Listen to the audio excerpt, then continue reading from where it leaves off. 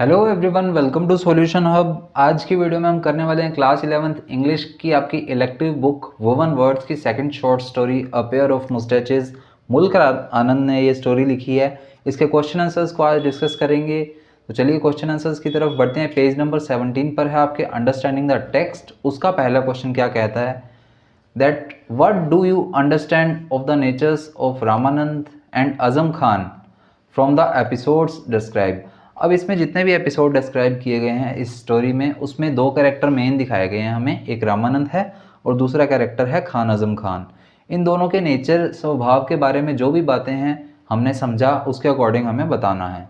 तो पहले बढ़ते हैं हम रामानंद जी की तरफ। तो सेठ रामानंद जो कि एक मनी लैंडर हैं, व्यापारी वर्ग के बंदे हैं, इनके बारे में बात करते हैं। तो Seth Ramanand is a businessman in the village. अब ये अपने गांव के अंदर एक बिजनेसमैन है and he sells grocery and lends money to the people. अब ये क्या करते हैं? ग्रोसरी भी बेचते हैं और साथ ही साथ लोगों को रुपये उधार में भी देते हैं। सो ही इज़ कूल एंड काम, और ये काफ़ी शांत स्वभाव के बंदे हैं। And his every move was a calculated one.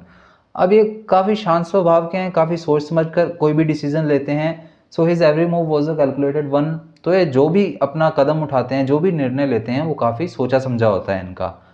He was not one from a rich background. अब ये काफ़ी अमीर तो थे नहीं पहले। Though he built up his business on the maxim that the customer is always right. और इन्होंने अपना जो भी बिजनेस एम्पायर खड़ा किया है वो इसी नियम पर खड़ा किया है कि जो कस्टमर है उसे हम सही समझेंगे तभी हमारा बिजनेस ग्रो करेगा, तभी वो हमारी तरफ अट्रैक्ट होंगे। He never gets angry but prevails over his customer like Khan Azam Khan with his cunning nature. अब वो गुस्सा नहीं होते हैं रामानंद जी काफ़ी जल्दी से, और prevails over his customer like Khan Azam Khan with his cunning nature, लेकिन नियंत्रित कर लेते हैं। प्रिवेल्स करना यानी कि कंट्रोल करना, किसी चीज़ पर नियंत्रण पाना। तो ये अपने कस्टमर्स, जैसे कि इनका मेन कस्टमर हमें स्टोरी में बताया गया है खान आजम खान, तो उन पर कैसे अपने चतुराई भरे नेचर से, कनिंग नेचर से किस तरह से उन पर नियंत्रण करना है, ये काफ़ी अच्छे से जानते हैं। ही always keeps his business first and pride secondary. और ये क्या सोचते हैं कि मेरा जो बिज़नेस है मैं उसे फर्स्ट नंबर पर रखूं, और जो मेरी प्राइड है, मेरा अभिमान है, उसे मैं सेकंड नंबर पर रखूं तो ज़्यादा बेटर है। ये सोचकर ही ये अपना काम करते हैं। On the contrary Khan Azam Khan. अब दूसरा बंदा, दूसरा कैरेक्टर आ गया हमारा खान आजम खान। वो एक इम्प्रैक्टिकल मैन है। जैसे कि रामानंद जी तो काफ़ी सोच समझ कर अपना काम करते थे, ये बिना सोचे समझे करते हैं, इम्प्रैक्टिकल मैन है। प्राइड को ये फर्स्ट नंबर पर रखते हैं। He compares himself with the past glory of his forefathers. अब इनके पूर्वजों की जो शान थी, ये उसी के सहारे ही खुद को दूसरों से कंपेयर करते हैं। He is short tempered and becomes angry easily. अब ये काफ़ी जल्दी गुस्सा हो जाते हैं, शॉर्ट टेम्पर्ड हैं काफ़ी, और इसी वजह से क्या होता है, he becomes ready to sell all his property only to keep Ramanand moustaches down. और इसी चक्कर में ये रामानंद की मूछें नीची करवाने के चक्कर में अपनी सारी प्रॉपर्टी जो हैं रामानंद को दे देते हैं, बेच देते हैं।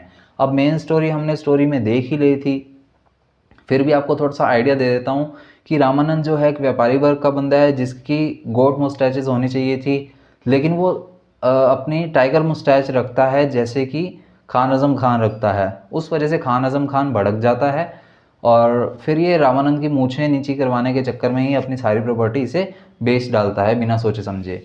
दो due to his false ego he becomes a pauper in the end. Pauper यानी कि गरीब हो जाना, और इसी फॉल्स ईगो के चक्कर में, अपनी झूठी शान के चक्कर में, ये अंत में एक प्यूपर बन जाता है, एक गरीब बन जाता है बिल्कुल। इसके पास कुछ नहीं बचता। ही does not know what is right और व्हाट इज़ रॉन्ग। और ये इतना मूर्खतापूर्ण काम करता है खान आजम खान की इसे पता ही नहीं लगता कि क्या सही है क्या गलत है, बस ये अपना कदम उठा लेता है। तो इनका कंपैरिजन हो गया। अब अगले क्वेश्चन की तरफ बढ़ते हैं हम। So identify instances in the story that show business acumen of Ramanand. Business acumen यानी कि व्यापारिक कुशलता, कितने कुशल हैं। रामानंद की बात हो रही है, व्यापारी वही है हमारी स्टोरी में जो कि एक मनी लेंडर है। तो उनके बारे में जो जो किस्से आए हैं, उनकी व्यापारिक कुशलता के बारे में वो हमें यहाँ पर स्टोरी में बताने हैं हमारे क्वेश्चन के अकॉर्डिंग। तो चलिए क्वेश्चन के आंसर की तरफ बढ़ते हैं। सो रामानंद की बात हो रही है। Ramanand is a assured man. अब श्रेव्ड का क्या मतलब होता है, जो समझदार होता है, काफ़ी सयाना बंदा होता है, काफ़ी चतुर बंदा होता है, उसके लिए श्रेव्ड वर्ड यूज़ किया जाता है। So Raman is a shrewd man who has a great business acumen. और इस बंदे के पास काफ़ी अच्छी व्यापारिक कुशलता है, काफ़ी समझदारी से ये उस सिचुएशन को समझता है और उसी के अकॉर्डिंग अपना डिसीजन डिसाइड करता है। People come to him to borrow money and he readily fulfils their requirements.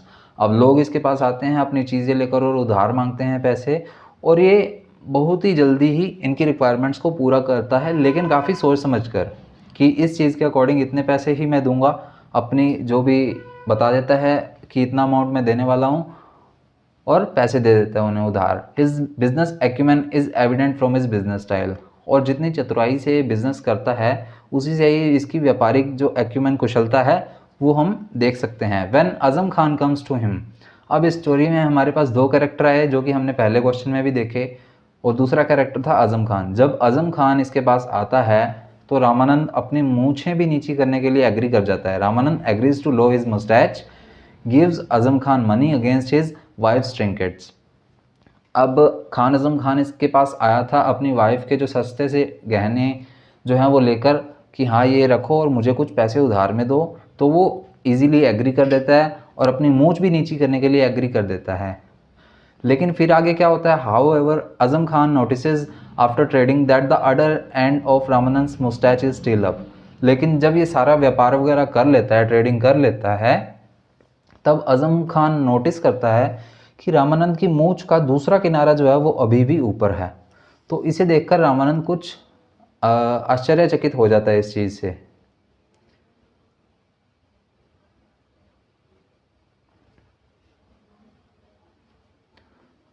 So it is wise of Ramanand to turn down his mustache to keep his customer happy.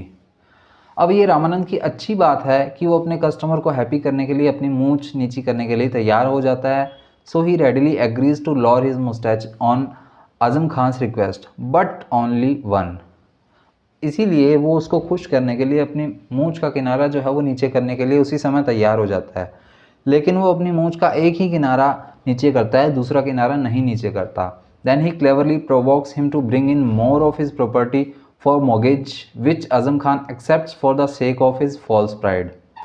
और इसीलिए वो उसे provoke करता है, यानी कि उसे उकसाता है खान आजम खान को रामानंद कि वो अपनी और प्रॉपर्टी लेकर आए, अपनी और प्रॉपर्टी मेरे पास गिरवी रखे, मॉर्गेज यानी कि गिरवी रखना। और खान आजम खान भी इसको अपनी झूठी शान को रखने के लिए ही कि उसकी मुस्टैच जो है वो नीची करवा कर रहेगा, उसकी मूछें नीची करवा कर रहेगा, इसी चक्कर में अपनी झूठी शान बचाने के लिए वो इस ट्रेडिंग को मान जाता है कि वो अपनी सारी जो प्रॉपर्टी है वो इसे बेच देगा। So Ramanand never gets angry and keeps his business interest is above all priorities.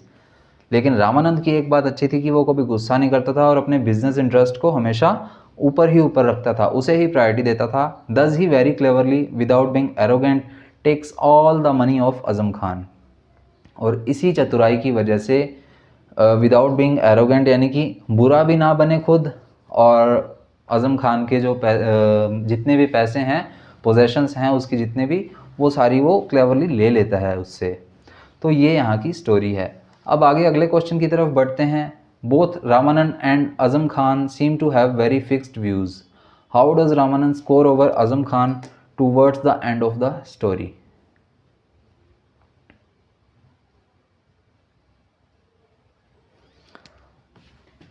सो रामानंद और आजम खान के अपने अपने फिक्स व्यूज़ हैं इस स्टोरी में, ये हमें बताया गया है। How does Ramanand score over, अब वो आजम खान के ऊपर इस स्टोरी में किस तरह से काबू पाता है रामानंद, ये हमें बताना है। So Ramanand is a money lender, money minded man. तो रामानंद जो है वो एक मनी माइंडेड मैन है, पैसे वाला दिमाग वाला बंदा है जिसको पता है कि पैसे किस तरह से निकाले जा सकते हैं लोगों से। Who would agree to his customer, और वो अपने कस्टमर से इजीली एग्री कर जाता है इन चीज़ों की वजह से ही। This is how he has built all his money, और इसी वजह से ही इसने इतने पैसे जो हैं वो बना लिए हैं। हाउ एवर, यहाँ पर इज़ आएगा, Ramanand is. However Khan Azam Khan is a man who lives by his worn out pride. लेकिन खान आजम खान एक ऐसा बंदा है जो अपनी झूठी शान अभी भी ओढ़े हुए है, अभी भी अपनी झूठी शान के सहारे जिए जा रहा है। ट्रेसिंग हिज लाइनेज, यानी कि अपने जो पूर्वज हैं उनकी वंशावली की को ही कॉपी कर रहा है कि हाँ उनकी मूछें ऊपर रहती थी, वो काफ़ी अच्छे सुल्तान के टाइप थे। यहाँ पर ये अगली लाइन में बताया भी गया है that his father was a sultan, कि उसके पिताजी जो है एक सुल्तान थे। यह हमें स्टोरी में बताया जाता है और उसी की झूठी शान को लिए हुए ये अभी भी बैठा है। He is determined that only a man who is a successor of a warrior और is associated with a royal house can have a tiger moustache. अब वो इसी सोच पर अड़ा हुआ है कि जो एक वॉरियर का सक्सेसर है, यानी कि उनकी ही वंश का बंदा है या फिर रॉयल हाउस से जुड़ा हुआ है, वो ही एक टाइगर मुस्टैच रख सकता है। खान आज़म खान की ऐसी सोच है। And a money lender is suppose to have a goat moustache, और एक जो मनी लैंडर है, जो पैसे देने वाला बंदा है, पैसे उधार देने वाला, उस पर व्यापारी वर्ग के बंदे पर गोट मुस्टैच ही जचती है, उसे वही रखनी होती है, जो कि मैं ऑलरेडी आपको ऊपर के क्वेश्चन में बता चुका हूँ। Now Ramanand agrees to Azam every time and turn the tip of his mustache down to keep his customer happy, while raising the other end to tempt him to return with other possessions to bargain. अब रामानंद भी अपनी चाल अच्छे से चलता है। वो आज़म खान जितनी भी बार उसे कहता है तो वो अपनी मूंछ का एक किनारा तो नीचे कर लेता है, लेकिन दूसरा किनारा हमेशा ऊपर रखता है ताकि वो उसे उकसाता रहे, टेम्प्ट करता रहे किसी ना किसी तरह, जिससे कि वो अपनी और प्रॉपर्टी लेकर आए खान आज़म खान और उसके पास उधार में रखे। तो ये बात हुई। अब आगे बढ़ते हैं। Being enraged, Azam Khan fetches his property and sells it to Ramanand just to lower down his moustache. अब आज़म खान के भी दिमाग में अड़ी हुई थी ये बात, तो उसने क्या किया, इससे ही उकसाया गया उसे, तो वो आज़म खान इस चीज़ को एग्री करता है और अपनी प्रॉपर्टी जो है वो ले आता है सारी, और रामानंद के पास सारी की सारी गिरवी रख देता है ताकि वो उसकी मूंछ नीची करवा सके। Thus Azam Khan becomes poor while Ramanand becomes rich. इस वजह से आज़म खान जो है वो गरीब हो जाता है और रामानंद जो है वो अमीर हो जाता है। वो उधार नहीं रखता है, अपनी प्रॉपर्टी बेचता है, इसे सेल कर देता है। तो ये हुआ हमारा ये क्वेश्चन। अब अगले क्वेश्चन की तरफ बढ़ेंगे। अगला हमारा क्वेश्चन आता है टॉकिंग अबाउट द टेक्स्ट का। So the episode has been narrated in a light vein. अब ये जो एपिसोड है, यानी कि ये जो स्टोरी है, हल्के फुल्के रूप में ही रखी गई है हमारे सामने। What social mores does the author seem to ridicule. अब इसमें ऑथर जो है वो कौन से जो सामाजिक दृश्य हैं उनको दिखाकर हमें उकसाना चाह रहा है या फिर उसका उपहास बना रहा है, उसका मजाक बना रहा है, ये हमें बताना है कि वो किन चीज़ों का जो है ऑथर मजाक बना रहा है। So the author has mocked the society and its people who live in false pride of their community और लाइनेज। अब इस स्टोरी में जो हमारे ऑथर हैं वो इस चीज़ का मजाक बनाते हैं कि इस जो सोसाइटी है या इसमें रहने वाले लोग हैं वो अभी भी अपनी झूठी शान, उनके जो पूर्वजों की शान थी उसी के चक्कर में या कम्युनिटी के चक्कर में ही उनकी झूठी शान को लिए हुए हैं। इस चीज़ का मजाक उड़ाते हैं इसमें author. How a fool who knows not of the practical matters and just to feed their image they go ahead auctioning their actual possessions. अब इसमें इस चीज़ को मूर्खता बताया गया है कि कुछ ऐसे लोग भी होते हैं जो मूर्ख होते हैं, प्रैक्टिकल वैल्यूज़ को नहीं समझते, आज की ज़रूरत जो है उसके अनुसार नहीं चलते और सिर्फ अपनी ईगो को सेटिस्फाई करने के लिए अपनी जो एक्चुअल पोजेशंस हैं, जो उनके पास वर्तमान में उनके पास पैसे हैं या उनकी जो ज़मीन है, उनका जो घर बार है, वो बेच देते हैं सिर्फ अपनी ईगो को सेटिस्फाई करने के लिए कि हमारी जो इमेज है पूर्वजों की वो रहे। And such people are fooled by the smarter ones like Ramanand. और दूसरा बंदा दिखाया गया है रामानंद, जो कि इसमें स्मार्टर वन दिखाया गया है, चतुर दिखाया गया है, वो ही ऐसे लोगों को ठगता है। ये चीज़ हमें दिखाई गई है इस स्टोरी में।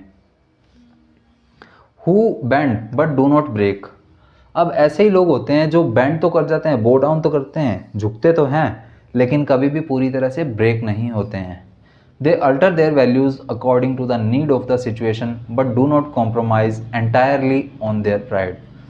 अब इस तरह के लोग होते हैं, वो क्या करते हैं, हमें स्टोरी में भी बताया गया है कि इस तरह के लोग होते हैं, वो सिचुएशन के अकॉर्डिंग अपने आप को ढाल तो लेते हैं, लेकिन पूरी तरह से अपनी प्राइड पर नहीं जाते हैं, पूरी तरह से अपनी जो अभिमान है उसको नहीं गिराते हैं। ये चीज़ भी हमें दिखाई गई है इस स्टोरी में। तो आगे बढ़ते हैं, आगे देखते हैं कि किस तरह से मजाक बनाता है। और so they are cunning ones who take advantages of fools who are stuffed with their worn out social status and forsake the present to protect their past।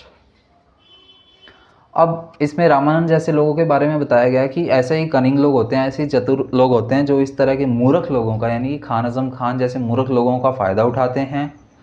और खान आजम खान जैसे लोग जो कि अपने सोशल स्टेटस को बचाने के लिए, यानी कि उनके पूर्वजों की जो शान है उसे बचाने के लिए, अपने पास्ट को बचाने के लिए अपने प्रेजेंट को ही कॉम्प्रोमाइज़ कर देते हैं, पूरी तरह से उसका त्याग कर देते हैं। Azam Khan is the centre of mockery. अब इसमें मजाक का जो मेन पॉइंट बताया गया है वो आज़म खान को बताया गया है। As he does not make any compromise over his so called pride, क्योंकि वो अपने अभिमान से ऊपर किसी चीज़ को नहीं रखता और अपने अभिमान को बचाने के लिए वो अपना सारा पोजेशंस जो है उनको बेच देता है। किसके पास? रामानंद के पास। And the author has ridiculed such people who weave their fall with their insensibility during their stay in society। वीव यानी कि यहाँ पर एक वर्ड आया वीव यानी कि सुनिश्चित करना। सो द ऑथर हैड रिडिक्यूल्ड, तो ऑथर ने ऐसे लोगों का ही उपहास बनाया है, मजाक बनाया है जो अपना जो फॉल है वो खुद ही सुनिश्चित करते हैं, अपने आप को खुद ही गिराते हैं। With their insensibility during their stay in society, और उस सोसाइटी में होते हुए भी अपने पास्ट को बचाने के लिए अपना प्रेजेंट खराब कर लेते हैं। ऐसे लोगों का ही मेनली इस स्टोरी में मजाक बनाया गया मुल्कराज आनंद के द्वारा। अब अगले क्वेश्चन की तरफ बढ़ते हैं। What do you think are the reasons for the references made to English people and British monarchy. अब इस स्टोरी में इंग्लिश पीपल, अंग्रेज लोगों का, और ब्रिटिश मोनार्की जो कि ब्रिटिशर्स ने हमारे ऊपर राज किया था, उनका भी एक रेफरेंस दिया गया है। तो उसको देने के पीछे क्या रीजंस रहे हैं वो हमें इस क्वेश्चन में बताना है। तो इंडियन सोसाइटी के थ्रू बात शुरू होती है that Indian society unfortunately is the one that takes pride in the language and culture of their rulers and not in their own rich and vibrant history. अब हमारी इंडिया की खुद की सजीव हिस्ट्री है, इतनी शानदार हिस्ट्री है, फिर भी हम किसकी लैंग्वेज को ज़्यादा प्रायोरिटी देते हैं? अपने रूलर्स की लैंग्वेज को प्रायोरिटी देते हैं, उनके कल्चर को ज़्यादा फॉलो करते हैं। इस चीज़ को यहाँ पर एक हास्यास्पद चीज़ बताई गई है, एक मजाक बनाया गया है इस चीज़ का इस स्टोरी के अंदर। सो द नवाब्स, ये नवाब्स के लिए इंग्लिश में एक वर्ड है nawabs, and babus that were in British Raj are still looked up and are respected. अब जो नवाब लोग होते थे और जो बाबू लोग होते थे ब्रिटिशों के टाइम पर, उन्हें आज भी ऊंची नज़र से देखा जाता है, यानी कि उन्हें आज भी ऊपर माना जाता है, उन्हें आज भी अच्छी रिस्पेक्ट दी जाती है। Though the truth is that these are the people that ensured English queen's authority on our land. हालांकि जो मेन बात थी, मेन दिक्कत थी वो क्या थी कि इंग्लिश क्वीन की अथॉरिटी इस लैंड पर, हमारे इंडिया पर इंग्लिश रूलर्स का राज किन्होंने सुनिश्चित किया था? इन्होंने ही सुनिश्चित किया था। जो नवाब थे, जो बाबू थे, वो ही उनकी हेल्प कर रहे थे। The reference in the story of Mulk Raj Anand makes it clear. और हमने जो अभी मुल्कराज आनंद की स्टोरी पढ़ी थी हमारे चैप्टर के अंदर, उसमें हमें यही बताया गया है। He cites an example of how the nawabs and generals in the English army are to wear the prestigious lion moustache. अब इस स्टोरी के अंदर हमें बताया गया है और डायरेक्टली हमारे सामने मुल्कराज आनंद एक एग्जांपल रखते हैं कि जो नवाब लोग थे, जो जनरल्स थे इंग्लिश आर्मी के उस समय के अंदर, ब्रिटिश रूलर्स के टाइम पर, उन्हें लोयन मुस्टैचेस के लिए अलाउ किया जाता था, यानी कि वो लोयन मुस्टैचे से नवाजे जाते थे, वो अपनी लोयन मुस्टैचे रख सकते थे, which is worn by resplendent rajas and maharajas of Ireland. और उसी तरह की मूछें जो हैं हमारे जो ऊंचे ऊंचे राजा महाराजा लोग थे हमारी ही धरती के, वो भी रखते थे। This makes clear how we Indians take pride in being slaves of Britishers. अब यहाँ पर कंपैरिजन क्या दिखाया गया है कि हमारे राजा महाराजा थे वो भी टाइगर मुस्टैच रखते थे, और जो इंग्लिश आर्मी के नवाब जनरल्स थे वो भी लायन मुस्टैचेस रखते थे, टाइगर या लायन मुस्टैचेस रखते थे। तो वो एक ही तरह की मुस्टैचेस रखते थे। इसी से कंपेयर किया जा रहा है कि ब्रिटिशर्स के ही वो एक पैटर्न था और हम ब्रिटिशर्स के स्लेवर्स बनकर रह रहे हैं, अभी भी उनके अंडर ही काम कर रहे हैं, ऐसा हमें दिखाया जा रहा है। तो इसी के साथ ये क्वेश्चन भी पूरा हुआ। अब अगले क्वेश्चन की तरफ बढ़ते हैं। What do you think is the message that the author seems to convey through the story. अब इस स्टोरी के थ्रू ऑथर हमें क्या मैसेज देना चाह रहा है। So the author has tried to make a point that how people living by age old impractical values weave their own fall and create unnecessary disturbance in the society।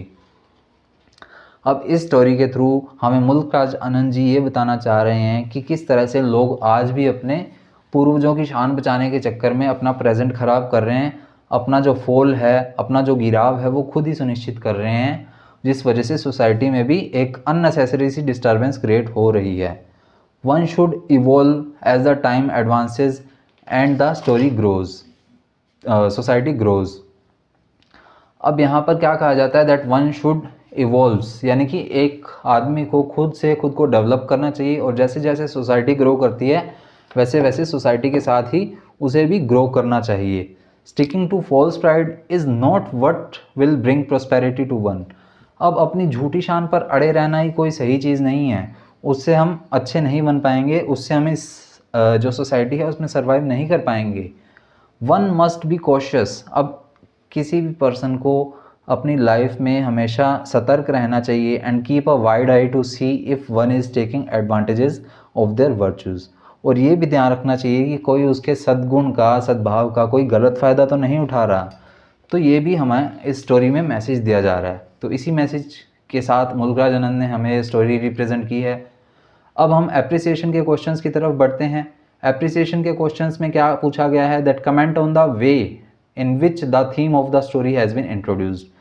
अब हमें वो तरीका बताने की किस तरह से ये स्टोरी हमें इंट्रोड्यूस की गई है, उस पर अपने जो भी विचार हैं वो प्रस्तुत करने हैं हमें। तो चलिए इस पर भी बढ़ते हैं। So one may find the introduction to abstract. अब मैं अपने व्यूज़ जो हैं वो यहाँ पर रिप्रेजेंट कर रहा हूँ कि इस स्टोरी का जो इंट्रोडक्शन दिया गया वो काफ़ी एब्स्ट्रैक्ट है and may wonder what the story holds. In the beginning it seems that it might be an essay on how Indians take pride on their style of mustaches।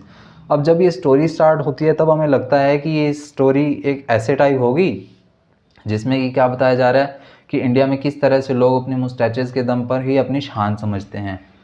It is only later the reader realises the significance of the introduction. लेकिन बाद में जो है उस बात का महत्व हमें समझ आता है, सिग्निफिकेंस होती है, हमें उस चीज़ का अभिप्राय समझ आता है कि ऑथर कहना क्या चाह रहा है। ये रीडर को बाद में समझ आता है। इंट्रोडक्शन एक इंट्रोडक्शन मात्र ही है, स्टोरी तो बाद में आती है जब मुल्कराज आनंद अपने गाँव की ही स्टोरी को रिप्रेजेंट करते हैं। The author wisely served the reader with the detailed description of the object around which the whole story will revolve। अब ऑथर बहुत ही शानदार तरीके से रीडर के दिमाग में ये बात पहुंचाना चाह रहा है इस स्टोरी के थ्रू कि जो मेन चीज़ है वो इंट्रोडक्शन में नहीं है, जो मेन चीज़ है वो बाद की उसकी गांव की स्टोरी में है। How man rise and fall by altering and sticking to their status symbol such as moustaches.